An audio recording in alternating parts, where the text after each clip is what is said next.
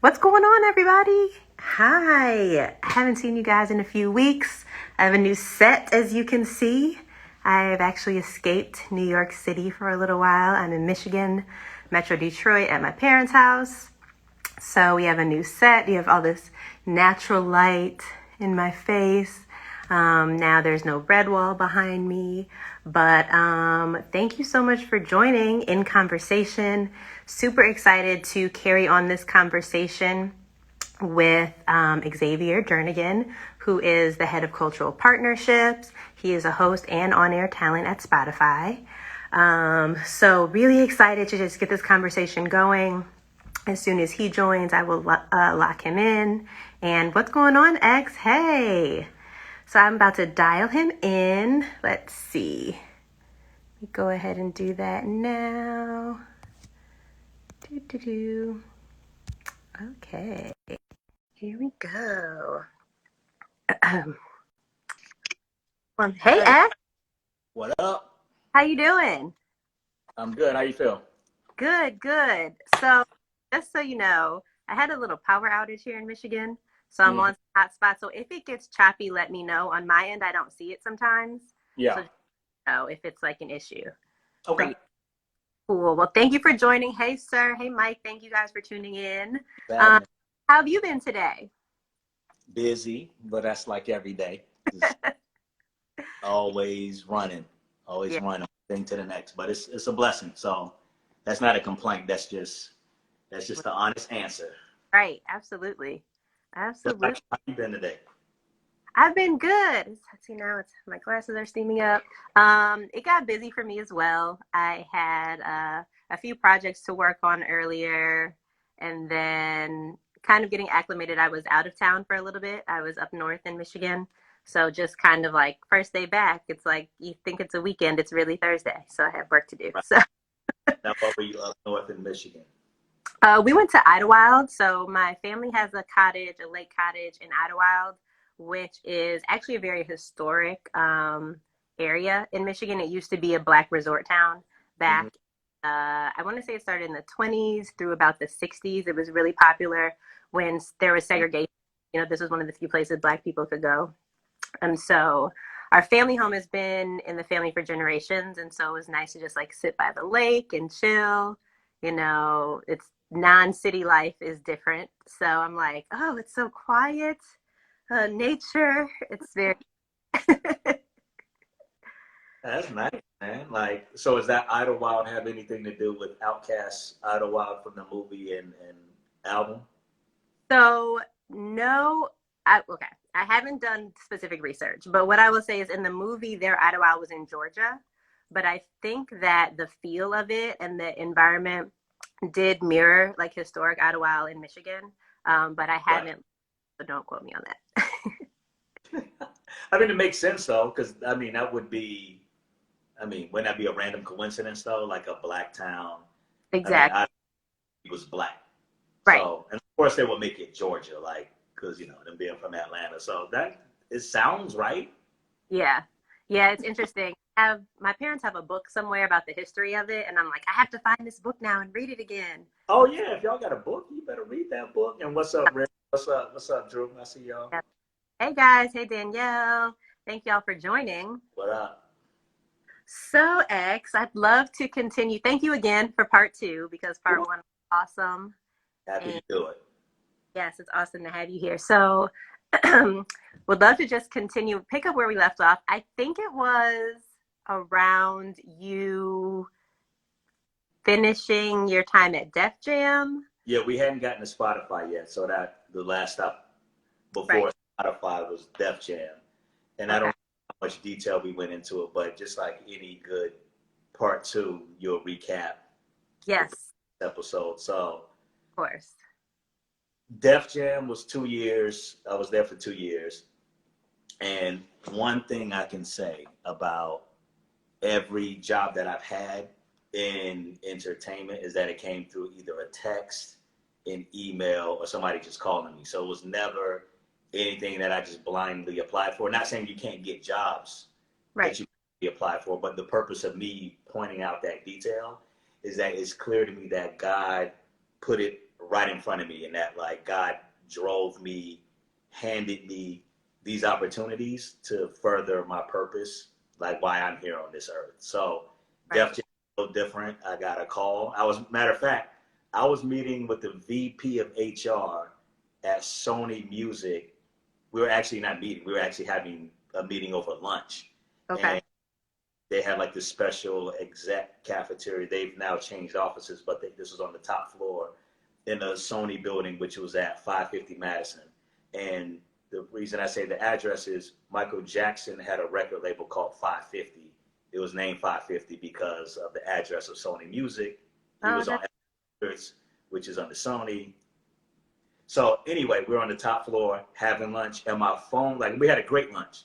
So we were just chopping it up. Like they were considering me. They wanted me to come in for this VP of marketing role, and then my phone was on vibrate. And we had a really really great lunch. At this point, we're just kind of like just talking as like friends. yeah. So my phone was just vibrating nonstop, like where I knew it was more than one phone call, and all in a row though.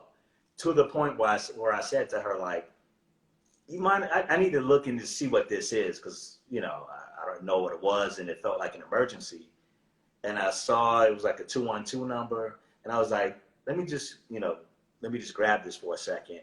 Yeah. And it was a guy I worked with before when I was at Motown and Republic, and he was now at Def Jam overseeing sales. So he gave me a call, and we always had a good rapport. We hadn't talked in a while, and he actually, true story, he actually cried when I gave my notice when I was leaving Motown Republic to go Oh, somewhere else. oh, Like tears came out of his eyes, and full transparency, it was like a lot of shadiness and stuff going on around that yeah. drove me to leave.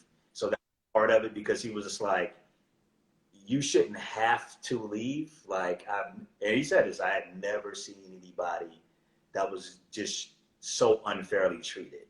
And it Mm, just like hurt him to see me like I left because I had to leave. yeah. Like, this again, that's for the book and the memoirs, or another story for another day, but it was some really foul stuff that no one should have to deal with. Yeah. So Just to that God part. be the glory, I had another, say again. Sorry, really quick. I was going to say, but just his reaction to your connection with him and just like the impact you made, which is incredible. Yeah. He was. I mean, he teared up right there, and let a few fly. Wow. So it was him. He calls me and he was like, "I have an opportunity that I want to talk to you about. Would love to meet with you about it." I'm like, "Cool." So go finish the lunch with her. They were at the point where they were ready to put like an offer on the table, and then, but truth be told, I didn't even want to go there. I was going to do what I had to do. Hmm. Want to go there. It didn't feel like the opportunity that God had for me, but you Yeah. know, you got to listen to what they have to say. Like, take the meeting, have the conversation. Like, generally speaking, take the meeting, have the conversation. So the No. next day, it was probably the very next day, I met with him, and the opportunity was, hey, I'm heading up sales here. I'm going to be sales just for Def Jam. He was overseeing a few labels. And he was like, we're changing up how we're doing things.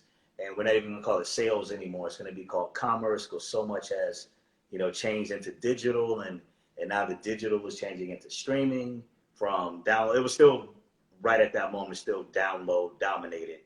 But he wanted me to oversee all the digital commerce. And, part of the recap, I did digital marketing before, and then traditional marketing. He was like, I need somebody who has a marketing mindset in the way like you are creative, in the way you know how to work with artists, to bring that mindset into commerce, and use those, like, and look at those as marketing platforms. He might not have said all that. I probably started adding that since I did the job, and I'm looking back. But something to that. Yo, what up, Right. Adam? See you. So just had that mentality about it. So go in, and I see you come out, K Sharp. So I went in there, and he said, it's not an interview. Do you want to do it? Yes or no? And I was Wow. like, yeah. And then right there, we just like went upstairs, took me into the CEO's office, took me to see the whole exec team one by one. I needed to come back because they ended up being so excited about me. Like, they had me come back because like one of the senior execs wasn't there and like just wanted to meet me. So I had to come back like the day after that. And then after that, they had an offer, and I went in as the head of digital commerce at Def Jam. Now, let me tell you, like, it was a tough. So look, this is the challenge I was given. Go in, change the way this is done was the challenge I was given.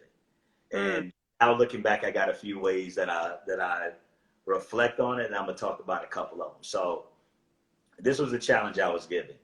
Okay. Go in and change the way this job is done, because this, for some context, it was always like an old school, straight up sales job. You know what I mean? Hold on, I'm gonna holler at Adam. Said something cool. Love to. Oh, what up, Adam? Yeah, from G Dub. I am doing well, bro. I hope you're doing well too. Thanks for joining. Thank you for coming through, man. We appreciate it. So I get the challenge of change the way this is done, not just for here at Def Jam, but in the industry. I want you to change the profile of the job, the kind of people that do this job. You know, I was across the industry, the whole night. Like, that's the challenge I get covered in, right? Oh. All right, so I'm gonna pause and say this though, because I got to tell the full story. Yeah. That's an exciting challenge, right? And I was able to do that. But let me tell you the whack part of it. And I'm gonna speak about this because of the moment that we're in, where we're being open about the racial inequalities and injustices that, you know, inflicted upon people that look like me and you. Mm-hmm.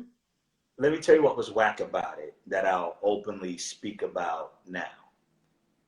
They had me replace a person that was a senior vice president. Okay. They brought me in at a senior director, 2 levels below that. Oh. Now, mind you, I didn't know, they didn't say all that up front. But I worked in that building for 4+ years before that. And then I got, you know, even more context. You know, you find out things after you work at a place too. Right. And they paid me less than half of what this white man made. Whoa. And he have the challenge of having to change the job in the way that it was done in the industry. Right, like from scratch.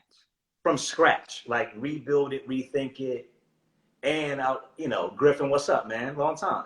Like, and on top of that, that's the challenge I walked in with, at making less than half of this guy with less resources. This was Def Jam. So I'm taking you from Def Jam, and I'm gonna take you into Spotify, since this is part 2 of our talk. And that's the challenge I was given. And that happens to us all the time. Yeah. You know what I'm saying? Like, and even, oh, go ahead, Nick.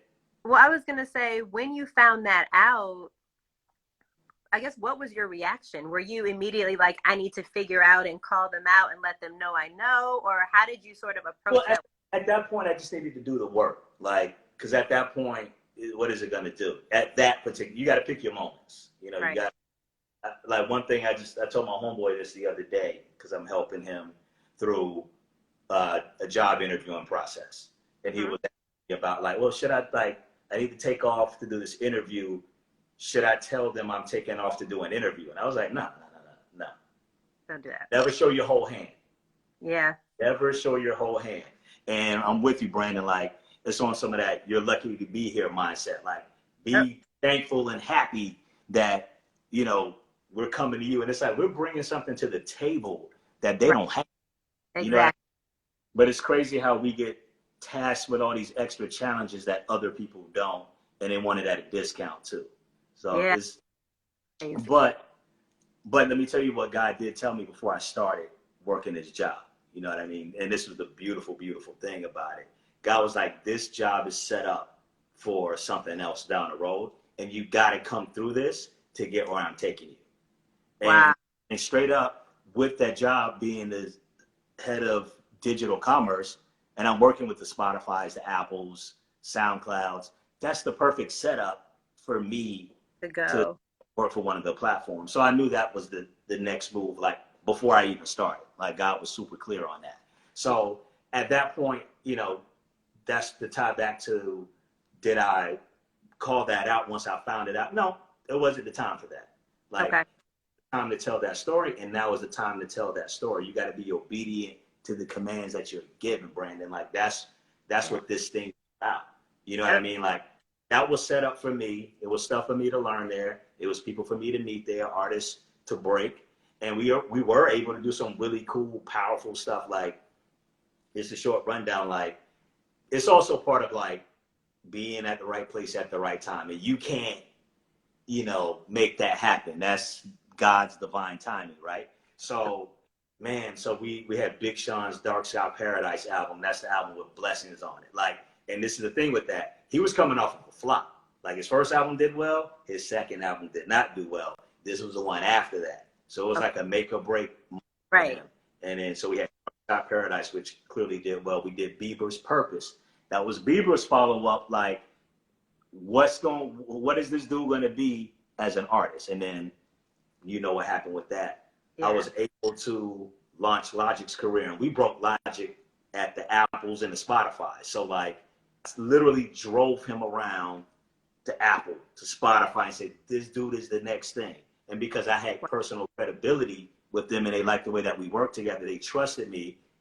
They featured him as an A-list artist before anybody outside of his core fan base, because he did have a strong core digital fan base.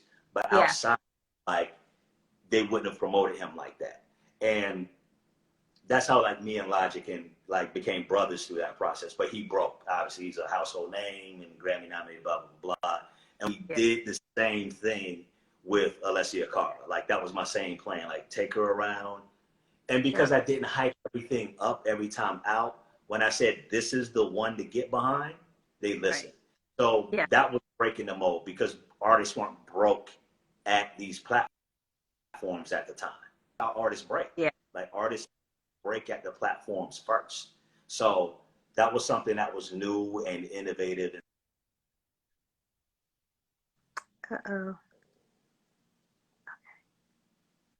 We also had 2 Chainz, we had Kanye's Life of Pablo, Anti, like, we had YG, like, we had a crazy one, Vince Staples. Like, so we had I was there, really good time. And I literally, in my job, because I had no help, put out everything. So every single, every EP of all genres came through me. Like, I had to put my hands on it and touch it in the whole company. Like, so I was there at the right time after that. So with that, we accomplished that. And then what would happen, and this is how I got to Spotify, what would happen, I remember Apple would say this to me, and people at Spotify would say this to me. They would say to me, labels need to hire people like you. Because it was like old school salespeople that used to go to Best Buy and Tower Records and Circuit City. Y'all remember Circuit City? Circuit City, like, set up physical albums in the store and pay for end caps. And do you get window placement? Do you get placement in the listening stations? Like, that's the kind of sales stuff they did. Now it was like coming in and approaching it like a marketer and using Spotify and Apple as a platform. So now, because that was the profile of people in that job, I'm the only one who looked like me, was like my age, connected with the artist in a certain way, because I was one of the people that the artists, when they called up answers and to bounce ideas off of, they would just hit me up directly. Like, so I was like one of the people they like really trusted. So when I had an idea, 9 times out of 10, we would do that, or like do a version of it. So like, I had that credibility. So when I would come through and bring the artists through, we talking like homies, because that's what it was. Like, when we come through and it's just like a good time when we playing the music and so on and so forth. So Apple and Spotify would say to me, yo, man, labels need to hire people like you. Like, and I was like, thank you for that. Like, it was a nice compliment. And then that ended up changing to, we need somebody like you here.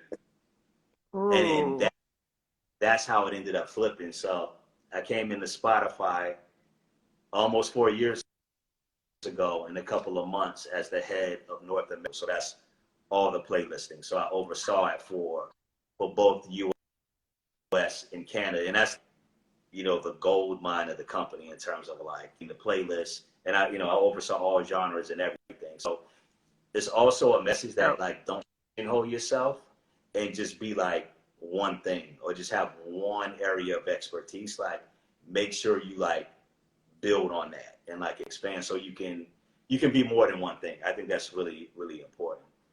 And that's how I got this. That's dope. And so, since you've been there, so you say you came in as head of North America for editorial. Editorial, that's what I thought it was. Okay. And so now you've been there almost 4 years, and I know your role within Spotify has evolved. Can you talk a little bit about how that evolved? And I mean, you're in like a very dope space now. So just sharing a little bit more of how that within the one company, how you were able to kind of shift. Yeah, like I'm all about, I was just telling an intern this yesterday. Whenever you go into a space, like whatever that space is, like if you're volunteering for an organization, like no matter what it is you're doing, make it your own and then find a lane that is clearly your lane. And look for the blank space that you can paint in, like literally like that you can paint on that blank canvas and make it your own. Like, I'm telling you, that's the way to make yourself invaluable. Like on one level, when you work for a company and don't work for yourself, on one level, technically everybody's dispensable. Yeah. Technically. And most people are. But make yourself be indispensable. And you do that by painting in blank space. And like the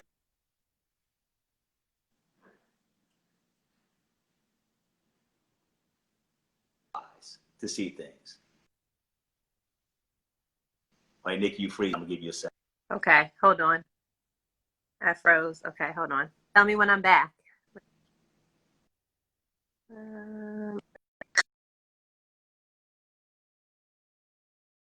You all right? That's okay. So sorry. Let me know. Is it better now? I just got a message. That you're pixelated, but we're gonna try to work through it. Okay. Yes. Hopefully we can work through it. If it goes bad, I need to call back. But hopefully it'll be. They saying we back. Okay. All right. Let's just keep rolling. We'll figure it out. So can you hear me? Yeah. Good. I'm good. It's really about a blank canvas and painting in that blank canvas and like creating a beautiful mosaic that's all your own that you can own.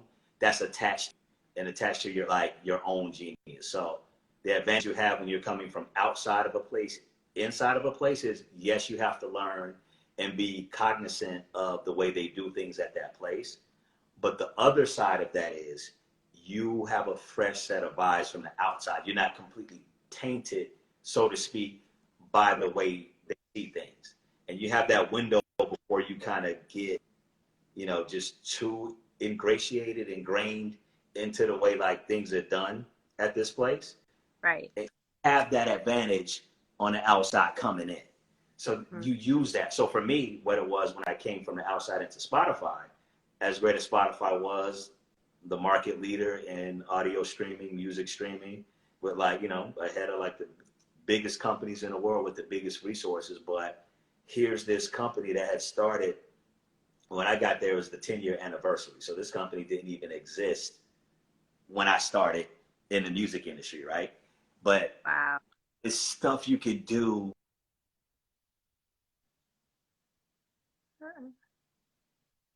And what I saw is they hadn't strategically curated, music curation for US and Canada around what we call cultural moments. That's everything, TV shows and film, to certain specialty months, heritage months is what I call them, like those things.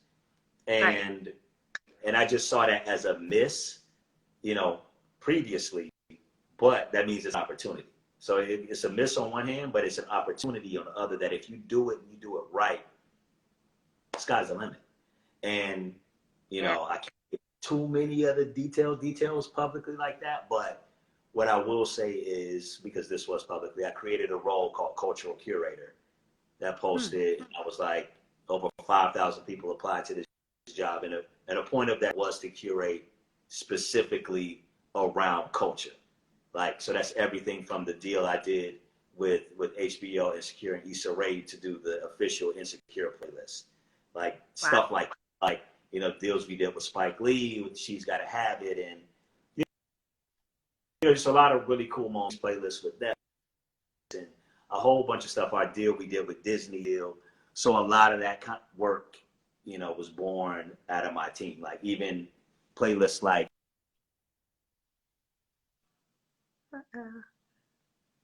that playlist of 2016.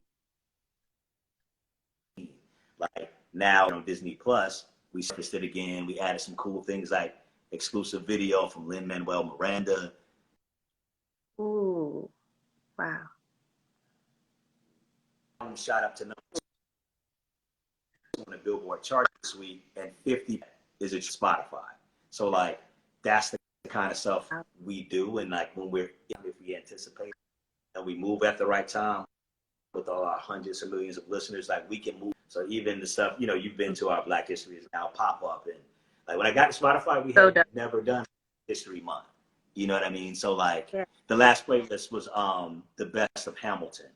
So check that out. You'll see video clips right in the top from Lin-Manuel Miranda and the music supervisor telling the story of some of the songs and how it came together. It doesn't song flow. It's just a little button. It's like an IG story. You click in the top left. So go to Hamilton, and you'll see an example of like I would say the latest example of like kind of the work that comes out of my team. I see my cousin. What up, Nick? What up, Cuzzo? So like that's the kind of work that we're doing. So I created that role. That ended up evolving to me pitching the creation of a whole team, which I call cultural partners, and then had a team of cultural curators. And then my title changed to head of cultural partnerships. So I had to write my own job description. Dope. That's dope. Which is like, I feel like there's of that like, opportunity. Never happens in blessings. So I wrote.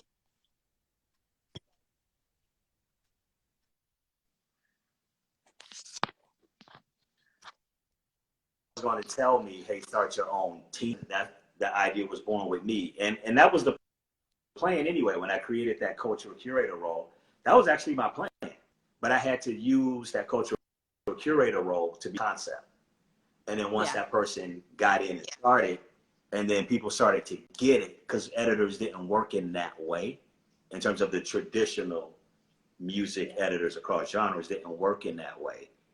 We had to, do proof of concept. And that's just how we like move now. Like, we are a culture brand, and that's like language we use because we're viewed that way now. But a lot of that work had to be created, and you got to be willing to be the one that creates it rather than like lament the fact that, oh man, we should be doing this, we ain't doing that. If you're at a place, no matter what you do, and you feel that, you may want to do the work. And this is the thing though, you may not get paid to do that at first. Ooh. That's the thing. And it may mean you're doing that on top of the job that that they pay you to do.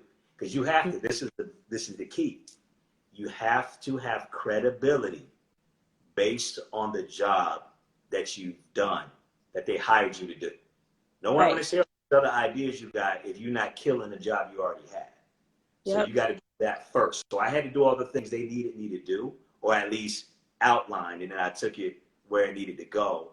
To God be the glory. Like in terms of being the head of North America for editorial, like that's how I had to go. So when I have ideas, like actually now that I've done that and done it well in a year plus, now I want to do this. And they were like, cool.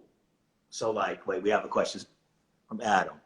When we get it's coming, Adam is coming. He wants Canvas access. If y'all don't know what Canvas is, and Kamal, you were just asking me about this the other day. So in your Spotify, when you're listening to songs, some have these moving, like looping images that come up on different songs. That's called Canvas. It's so dope. Adam, we're working on promises. I'll talk to the Spotify for Artists team to get confirmation on this, but I know it's coming.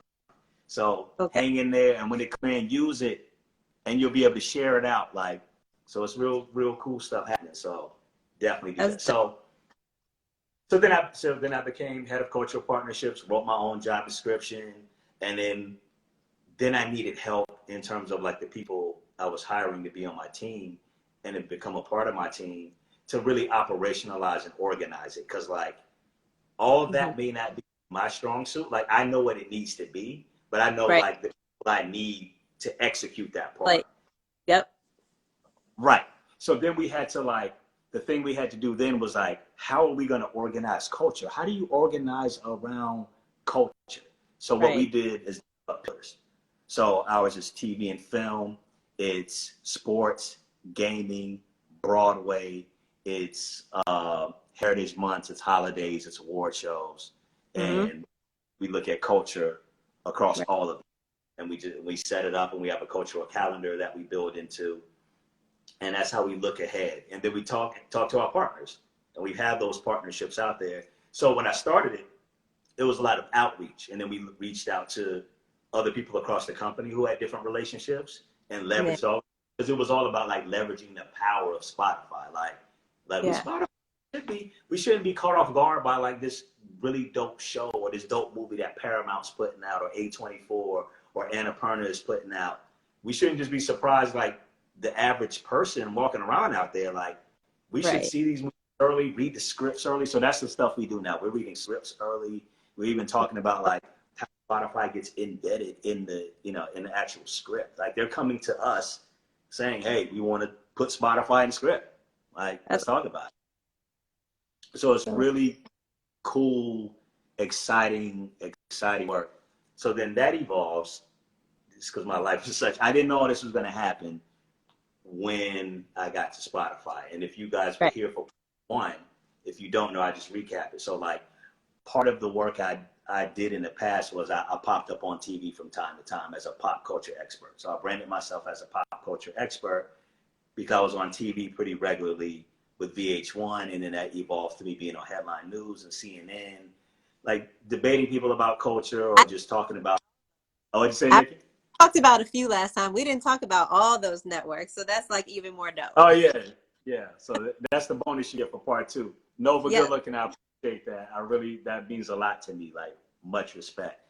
So I was doing different kind of hosting things, right? But it's crazy because God will use other platforms that you're not even realizing that's further training you. For example, if y'all don't know, I'm a deacon at my church. I wasn't always a deacon, but I've always been a servant leader, like for well over 10 years now. Which means I speak service. Yeah, shout out to Emmanuel Baptist Church, Brooklyn, New York. If you're looking for a church home, you can't physically go there now, but go to ebcconnects.com and you can stream the services on Saturday at 5, Sundays at 9 and 11. You'll love it. Try. Just hit me up on here and we'll talk about it.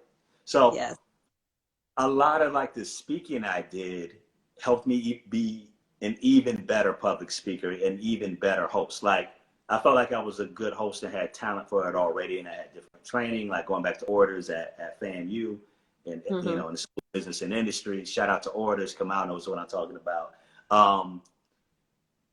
It sharpened it because I felt like, man, if I could be myself in church in front of 1,000 people on a Sunday, like, and get them hype about God, and I could talk about anything. I could host anything, man. Like, that was like my approach to it. And that really sharpened, like every Sunday, speaking on it. Anthony, what up, man? Anthony Ramos, y'all. And I was just talking about the best. Anthony Ramos is the homie from Hamilton. Anthony, I was just talking about the best of Hamilton playlist. I'm going to hit you up, bro. So, like, really working as a deacon week in and week out, publicly speaking, before I was a deacon, like that helped sharpen me just like as a host. And that helped. So next thing you know, Spotify, I didn't go to Spotify to do that, even though that's in my heart, like a big part of what I do, right? So one day I just got asked, like, we were going to have an all hands, like a town hall with like a whole, hundreds of people attending this and tuning in around the world. And I just got asked, like, somebody was like, it seems like he'll be cool to host that. They ain't know. They didn't know that I had, you know what I mean? Like, Them. some talent with it. And I was like, I got you. And Sure. then call and response. I'm all about call and response and getting people involved, as you guys can probably tell. And it went really, really well. And then they asked me to do another one. And then after the other one, they were like, can you just do all of these? Can you just be the resident MC? And then that Yep. led to me being asked to host something else. And then the things just got bigger and bigger and bigger. And then, and I didn't pay for this. This was just on top of the other stuff I was doing. Then I got asked to host a conference in Barcelona, and then with 500 people. And then I got asked to host another conference in Amsterdam, and I got asked to do stuff in Cannes, and I got asked to host season 2 of this podcast called Showstopper, which is about the memorable music moments in TV shows and film. So like, and I hosted that. Then that went well. And then last summer, our head of content, Don Ostroff, she approached me and she was just like, man, you just need to be in-house talent. And that needs to be an official part of your job. You're already doing it. But that meant a lot to me because I really wanted that. And that was one doing the work before I was actually getting paid for it. I just focused on being the best I can be and like honing my craft. Because every time I wanted to step into a different medium, it was a different skill set and a different tool that I needed to add. And producers, guys, if you really don't know, like producers in recorded music, but also in producing audio in terms of podcasts, they help you become a better storyteller. They help you to hone in on your voice and like how your voice is at its best. So I kept picking up things like how to do narration. Like I got a good voice. People told me that for like doing voiceover and sounding all like hostery, announcery is different than sounding like you. Like how do you sound? And can you be intimate? And does it sound like you're reading? Shout out to the game plan. Thank you, Adam. That's another thing I host for the company. And if you love the game plan, I can't tell you exactly what it is, but something along those lines is dropping in a few weeks. But it's along those. I'm hosting that too. So it's a whole bunch of stuff coming. That's like next level, especially with me being like that being an official part of my job. Like so it's often went to another place like with me hosting The Window, produced by Gimlet, and that was, snapshots and intimate stories of life during the quarantine. So it's really about me looking out my window and let's see, it's my window right there. So me looking out of my window during the quarantine and also being a window into people's lives. That's what the podcast was about. And it like did really well. Like I can tell you well over 100,000 people have listened to it. Like it like did in the top 100 podcasts in the world at Spotify, which is crazy, this brand new podcast. And but this was the beauty of it, Nikki, like when everything happened with George Floyd, Ahmaud Arbery, Breonna Taylor, and of course these are names that are on top of a long list of people. It had already been happening to. Unfortunately, in that moment, we decided to pivot the podcast and the stories of the realities of being Black in America. And we pivoted and very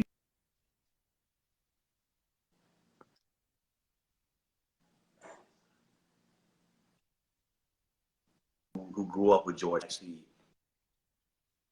made music. He's a rapper in Houston. They grew up together. George Floyd is originally from Houston. You all know by now.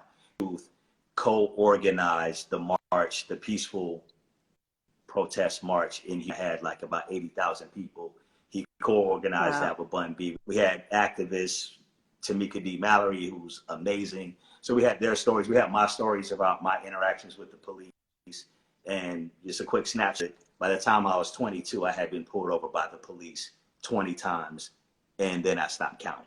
So if you want to hear more about that, just go to the link in my bio, and you can check out The Window. Check out the episodes are just like about 11 to 13 minutes long on average. So like check those out. But the fact that I got to evolve from coming in the door 4 years ago to oversee, playlisting, which is a dope dream job to have, to now being like, literally, this is what people say to me at the company. that I'm the voice of the company, and that they push me out there to be, authentically and unapologetically myself, and Yeah. that give me this like platform, and that I earned it too. I say give me, but I say I have Right. access to it in that sense. And That I also, I'm empowered to do my thing is a blessing. yeah, yeah, for sure. I also think, going back to what you were saying about your experience at Def Jam too, it shows that the, like, I guess upper level executives at Spotify really respect you and your talent and what you have to offer. So it's not just like you said, hey, you should make me this. Like, they saw how talented you were and wanted this to be a part of your job description now, not just like do this in addition to, but it shows that they really Yeah. have respect for you. Yeah, that meant a lot to me. Shout out Allison Berry Rand. I see you, full government.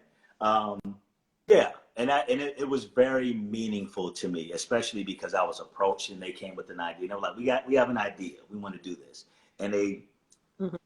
they presented to me. It was they scheduled time, and it was a presentation about Yeah. this, what we want to do. This is where we see you going. This is a Yeah. trajectory you actually set for yourself, and we just want to.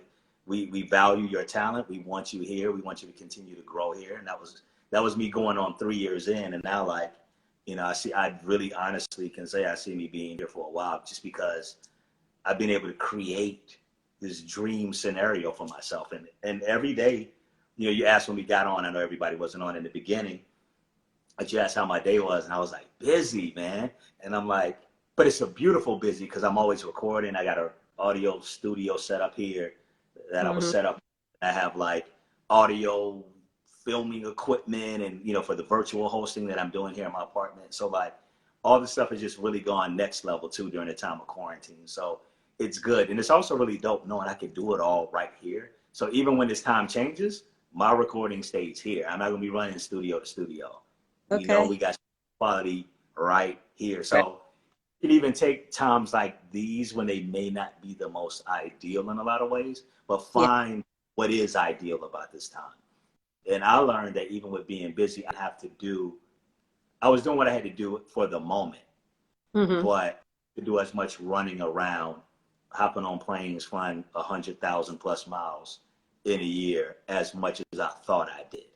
So a lot of Yeah. that's going to be coming right out here in my apartment in Clinton Hill, Brooklyn. Hmm. Well, dope, dope. And hey, Carlotta, thank you for joining. So I A know lot of part one, you were talking about, we started with the beginning of your story. You said, I believe at the age of 3, God very clearly put in your head, what you would be doing. mm-hmm. And I was just curious amongst that, when do you think, was it at that moment that you figured out what your purpose would be? Or was it something you sort of, yeah, how did you figure that out? Because I think even with me, I'm having realizations during this quarantine, but I Yeah. think for a lot of people, it's like, yes, God has a purpose for me, but how do you figure that out? So what was your experience with that? So to me, it's revealed as you're obedient and as you walk in what was told to you, right? So at 3, to recap, or if you weren't there for part 1, like one of the first things I remember is God telling me that I was going to have to live in New York. Like not have to, that I was going to live in New York, that I was going to make it. Didn't know what Hmm. that meant. I'm from Daytona, Florida. If you didn't know, that's 1,000 miles, almost exactly south of New York City, south of where I'm sitting right now. And God told me that at like 3, and I just always knew I was supposed to live here. And I had other stops along the way, but I clearly ended up here. The Hmm. other thing is, God told me, and I promise you, this is a true story. God said, "You're cool, you're different. Hmm. So like is cool, even though it's different, because you're cool." And I took that and ran with it.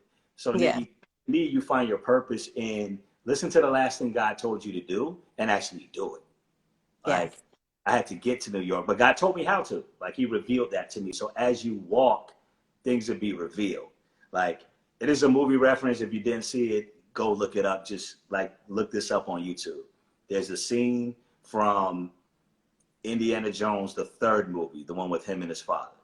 And there's Okay. a scene at the end of that movie where it's like it's supposed to be a bridge there, and it's not, or at least you can't see that there's a bridge. And he had to start taking a walk. Every time he took a step, and he just had to have faith that it was going to be a bridge there. And then Right. he took a step, and then he felt that he was standing on something. And then he Yeah. took another step, and he took another step. And it's just like that. Mm. But that only works when you're actually listening to God and you're like God directed. Yeah. And as you take steps, the path will be revealed to you.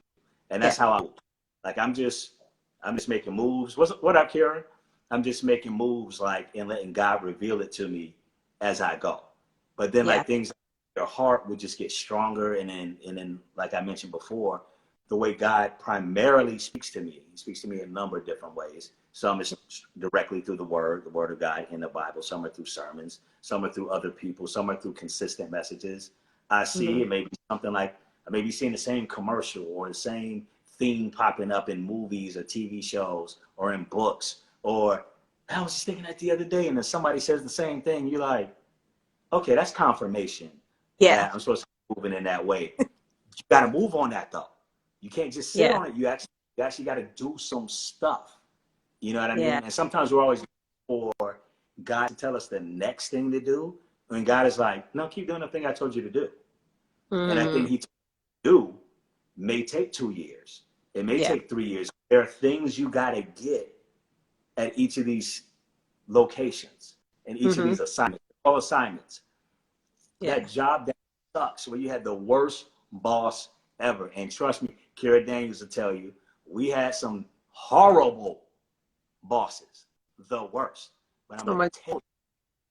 tell you some of the stuff that I learned dealing with that Mm-hmm. helped me to be better, helped me to be a better people manager, helped me to be more empathetic, helped me to Yeah. have even more resolve, helped me to be more focused, helped me to not be shaken up by like somebody who's out to get you maybe. And some people Mm. are out sometimes. You know what I'm saying? What Yeah. up, Steph? See you, brother. Hey, Tony. So those are the kinds of things I think you got to do Yeah. to have that purpose revealed to you. And once that purpose is revealed to you, you have to come up with a plan on how to execute on it. And you lean on God for the strength and the guidance to come up with that plan, but then you come up with it and you're clear on it. But this is the thing, everybody, when it's about purpose and the plan, it ain't just about having a dope job, because that ain't in the Bible. That is not a promise of God that you're going to have a dope job or a cool job or a job that somebody's going to say, oh, that's cool that you do that. Da, da, da.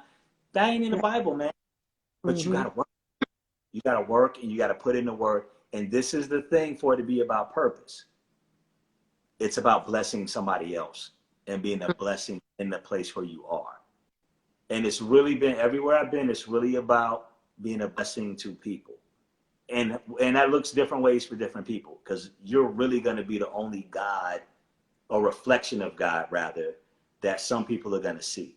And that may need to happen in the job that you're in now. It may Mm. need to happen when you're unemployed and you're talking another friend through it, or you've been unemployed and now you got a job, and people you know now are unemployed and feeling hopeless or feeling down about it or ready to give up, and you can talk them through it because you've been there. Like, Yeah. and I, part of my purpose in life is that God just tends to send me ahead in terms of experiences ahead of like people that are in my life. So when they Mm. go through it, I can turn around and pull them up and say like, hey, you're going to get through it. Like I've Yeah. been on it. Like it didn't matter why I was unemployed. I've been there. So I can Yeah. tell you how it is to have like $40 in your bank account and you don't Mm-hmm. know where the bill is coming from. But I can tell you like what it's like to have a negative bank account, and the next thing you know, somebody offers me dinner that day when I just needed it. And I can Yes. tell you like never go without a meal. Yep. And God, you got to listen, and you got to be in position. You got to be ready to move, and it can't be all about you. It has to be about what God wants for you. And are you willing to align yourself with that and submit what you want, your own will, for what God's will is for your life? That's what this whole thing is about. Yeah. And that's where you'll find it. But if you want to align your will with God's will, I promise you, God will tell you what you're supposed to be doing. And it may not be the thing that you think it Yeah. is. It may not even be the thing that you like. Like the thing that you like may need to be a hobby, or may just need to be something you do on the side. Remember, this hosting stuff, I did not get paid to do it, which means when I was in Barcelona hosting a 500-person conference, I couldn't let my email slip. Because the Yeah. last thing I wanted, what was my boss at the time, who's no longer with the company, to say, oh man, he around here flying all over like Europe, all on stage, and he got work to do. And Right. he's slow on email, and he ain't, you know what I'm saying? So I Yeah. had to do what to do. And Yeah.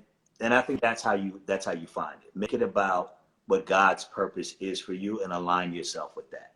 And I think it'll work from there. Wow. Yeah, dope. Thank you for that. Thank you. I wanted to ask, I guess, or talk about, you had said that you had some like wow stories, like in general. You had some, you were speaking, I think you were speaking in reference to when you were at Def Jam working with artists. But I was just wondering what one of your like most, for you, not even like other people's reactions, but like for you, where you were like, like what was one of the stories for you? Man, well, you got to give me a category because that can go anywhere. Because think about what I worked and what, so that could literally mean anything. And some I just didn't say in this form, so just you gotta Yeah, narrow it down for me. I think, well, maybe wow, as in it was something that maybe like you said to yourself, like, oh, if such and such happened, that would be dope. You never voiced it, never said it, but then suddenly like you find yourself in a moment with that. Well, I'll do a different one because that's literally what my career is. That is that thing that Okay. So it's all of that because I didn't know this stuff was Yeah. gonna happen. I didn't think it was impossible. Like, Mm-hmm. well, like why can't this happen, or this thing could never possibly ever happen? So I don't think like that. But I will tell you one, Okay. and I don't really quickly drop artist names or really be unless I just worked with them. Then I'm just kind of Yeah. giving people a rundown. But I will tell you one that was super cool. But I'm gonna tell you two. One, Okay. I got to meet Michelle Obama, and Sorry, time. We have about yes, 7, so 7, but keep going. that okay. Keep us on track. So Okay. one was meeting Michelle Obama and worked her cracking up, and that was one. That was great because she was on my like bucket list of people to meet, like she is for pretty much Yeah, everybody else. she's on my. So I got Barack left, and then the other one. Yes. I mean, it's a whole bunch, but I'm just the other one I'm going to share right now. Another one that was super cool Yeah. was. Am I breaking up on this end? Because I don't know if it's me You or are. if it's. Picture's a little. Your picture paused. Okay, now you're back. The other was YouTube was playing their album for us. This is the last album. And then I was just sitting where I was sitting, and they came in the room, and came straight over to me. And he sat next to me, and he played the music from literally right next to me, put his arm around me, was telling me what the lyrics meant, was singing them to me. I mean, it's a room for like 50 people. And he was just like, it was me and him in the room. And people asked me, like, people were like, are y'all old friends? Like, what? Like, that was crazy. But like, he did that for like the whole album. And that one was like crazy. Cause I mean, this dude is one of the biggest rock stars in the world. And Right.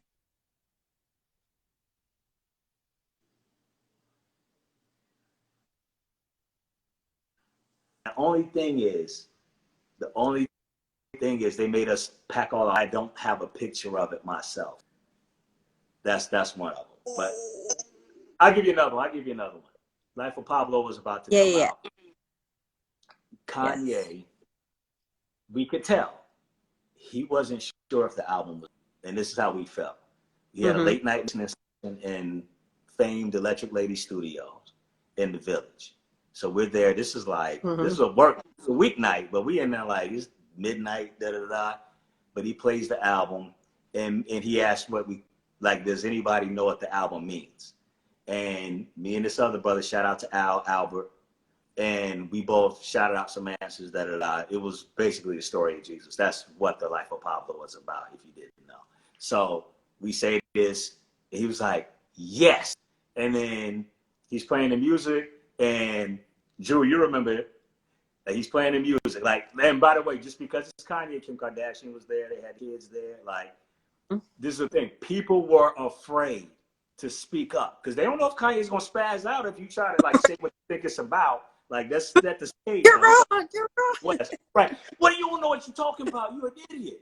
So me and Albert just boom, and he just connected, and he played one song, and I remember I was like, I just shouted out. Now remember, it's got everybody's quiet. You can hear a pin drop in between songs, and I was like, yo, play that again, and he played it again, and then we started dancing, and then it just turned. You see Drew best night ever, and then it just turned into that moment where he knew he had a dope album.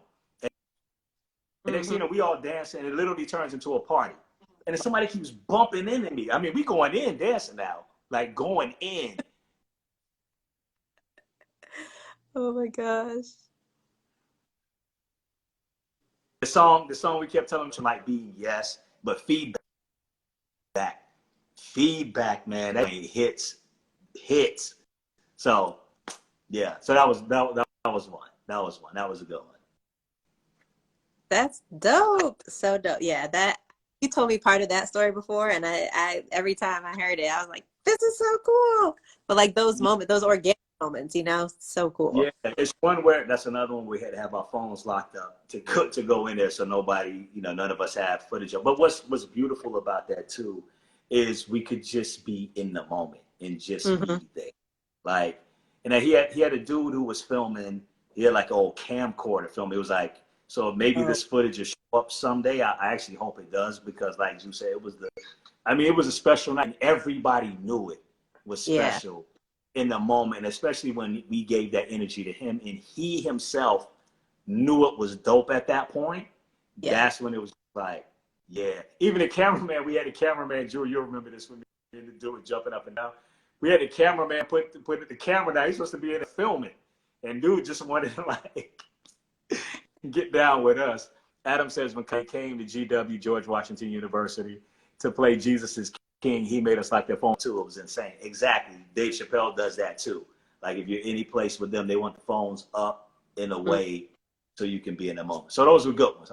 Phone locked up for all the best moments. Yeah. Dope. I got pictures of that. I got pictures of Michelle Obama. Now with my phone though. Okay. They are on your phone? Okay, good. Same for the book. You said the book of the memoir just. Exactly. Well, we're winding down. So I just wanted to ask if there are any you dropped a lot of gems. So thank you for that. Thank you for your time and for everyone joining. Sure. Lots of them you've dropped. Any last thoughts or comments or motivation for anyone? I mean, I think you just have such an incredible story. So. Keep God first. My story is simply a story of the difference that God has made in my life. And just trying to have a heart after God. I'm far from perfect, but I'm trying to be the best version of myself and be the person that God put me here to be.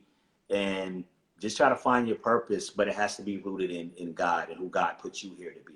And God did put you here with a purpose in mind that's uniquely suited for you. And when you wake up every morning, the reason you're waking up is because that's another day to get closer to what that purpose is and to fulfilling that plan that God put on your life that's tailor-made for you. And the whole point of it is other people can get blessed and they can come to know who God is through how you do it. All of us carry the face of God. So that's it. It's good to see y'all. Glad you're Thank you so much. Have a great Thursday. Thank you guys for joining. All right. I'll talk to you later. All right, peace. I'll talk to you, Nick. Bye. Bye.